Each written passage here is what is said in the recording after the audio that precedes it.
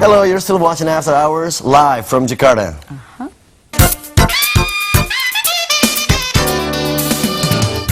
I'm so excited for this one, especially after Lebaran, because you want to lose all that weight. Well, nutritionists in Indonesia are using hypnosis and psychotherapy to teach people how to rethink how and why they eat to tackle the weight and obesity problem.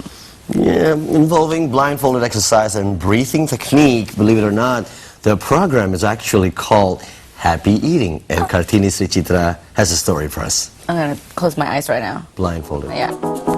These Indonesian women are hoping that when they get on the weighing scales next time, they'll see a significant change in their weight.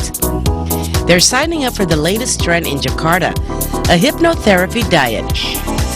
The Happy Eating Stay Slim program is growing in popularity since it was launched in 2008. Its slogan is, improve your relationship with food with two key elements of mindful eating and learning to eat intelligently. Happy Eating tetap langsing ini kami gulirkan ke masyarakat dengan gaya hidup, dengan prinsip-prinsip lifestyle dan prinsip-prinsip yang lebih populer.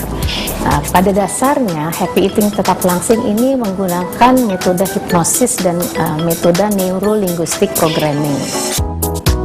Slimmers in the class start by learning about the physical action of eating and digesting food.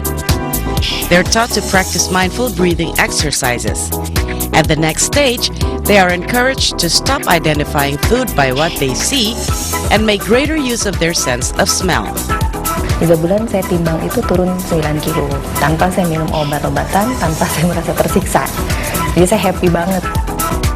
The course aims to give people a healthier lifestyle and higher self-esteem because, as they say, we are what we eat. Kartini Sri Chitra, Metro TV.